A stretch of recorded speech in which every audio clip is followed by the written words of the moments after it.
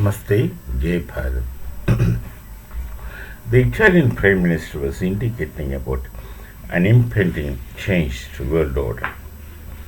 She was explicitly taking the names of three leaders in particular, from left liberal, then the infiltrated radical Islamist element, to a far right-wing geopolitical situation. There was a time in the past that socialism did make an appeal to common people, especially the youngsters. They thought that should be the kind of world order, and they thought that's really being very human. So at that point, Marxism per se and socialism, etc., were really clearly associated with being humanism, where they thought man ought to have kind of freedom and nothing else should restrict man's freedom. No, in their narrow understanding, the freedom can't be understood in such narrow manner. But this had been the impressions which went to the minds of people. So there's a time that socialism, like, equal distribution of properties and wealth and equal opportunity, and that kind of a hypothetical projected equality really fascinated the minds of people, apart from the very poetic writings of Marx, which of course influenced the intellectuals by and large. And then they thought this really is a human kind of situation. We are humans. Now, when you speak of humanism and being human, then automatically you fall into the kind of anthropocentric, anthropomorphic situations which they overlook very conveniently. But then with Marx, they thought Marx to be, or Marxism to be, humanism. But then with the coming of Louis Althusser and the so-called neo-Marxists, this kind of approach shifted. There was a paradigm shift in their own terminology. There was a paradigm shift from Marx being a humanist to revolutionary. They made a distinction between revolutionary Marx and humanist Marx, and wanted humanist Marx and wanted revolutionary Marx and discarded humanist Marx, calling him as very ideologue and not the one who practices revolution. Then such concepts came. So eventually they themselves refuted Marx as a humanist, and they wanted Marx as a revolutionary, very scientific kind of thing. Scientific Marx, revolutionary Marx, this kind of idea started floating.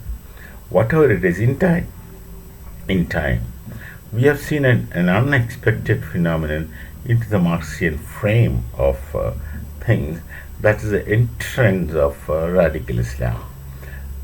All over the world we find using this humanism and equality, socialistic tunnels, the radical Islam sneaked into Marxian framework. And then subsequently what we see is that the socialistic, liberal, left approach, outlook and understanding has also went in hand with radical Islam, and we see slowly that this left liberal socialistic thoughts were becoming predominantly radical Islamists. This is a very rare, a very strange phenomenon that took place in the scenario of world geopolitics, but then it did happen. It happened all over the world. Now, from this, other kinds of propagations started coming up. The radical Islam, they were trying to nullify the identity of states, because Marx has supported withering of states in theory. So they were trying to nullify the identity of society, the identity of state. They went a step ahead to nullify the identity of the state. They were going as immigrants, they were started living there, and then they started changing the ways of that society for the sake of their own ways, which was not initially understood by people. They just going against the norms, etc., which apparently was projected as a kind of radical humanism, influence and radical Islam in disguise of radical humanism. So they started changing the order of things. This had been going on for quite some time.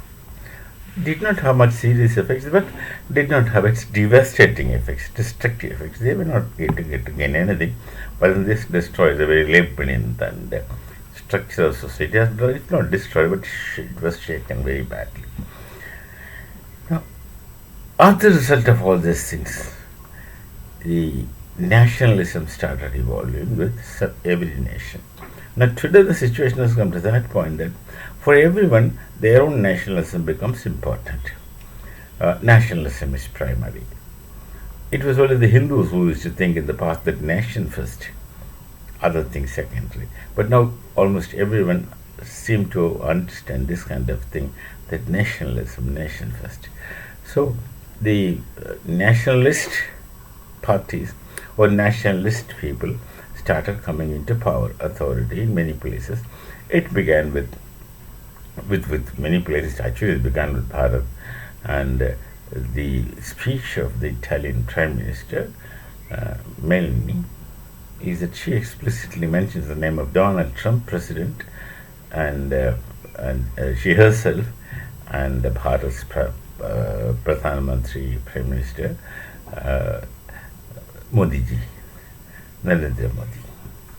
Now, these three names she mentioned, but far from that, in Germany there is right-wing party getting authority into power because the elected people can't rule without the help of these people, it appears.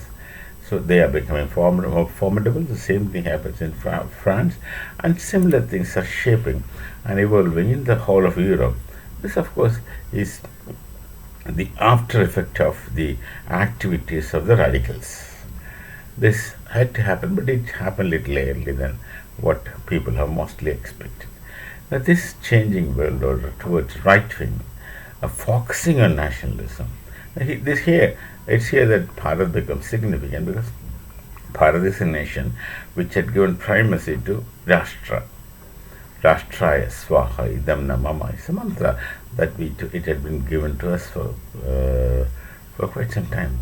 So the focus is gone to Rashtra, focus is gone to nation, that nation first formula. We had been trying our best to live the nation first formula, and by and large it is becoming successful. Similar phenomenon is happening in the rest of the world. These three nations which Melanie was mentioning is only indicators, but this same thing is happening all over towards a nationalistic politics. Nation first. If everyone in the world should be nationalist is a kind of approach. Well, I think my nationalism should not contradict your nationalism, and it would not. Because your concern of your nation, you're not bothered of destruction of other nations.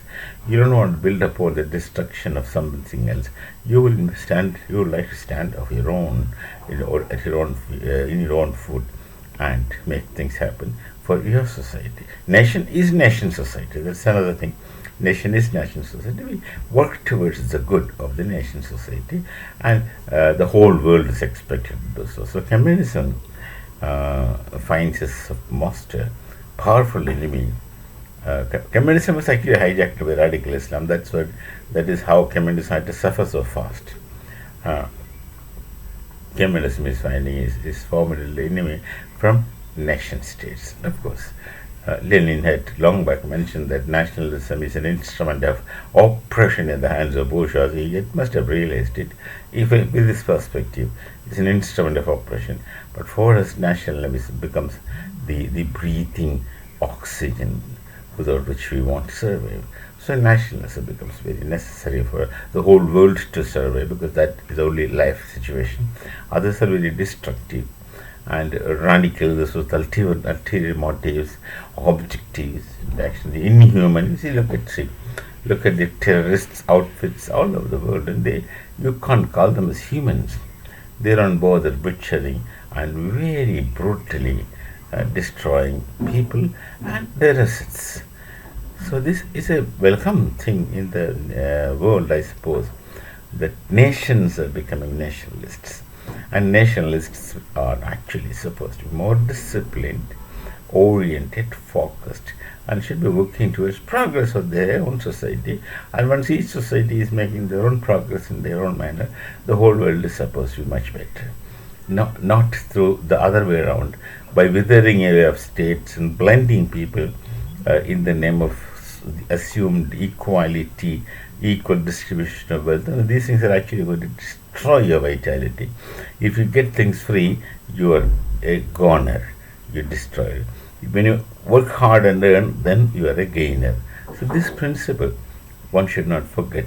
When you get things free, you think you're relaxed, but then the more you relax, you destroy yourselves. We shall meet again with some other thought in time. Till then, it's Namaste, Jai Bharat, Jai Shri Ram.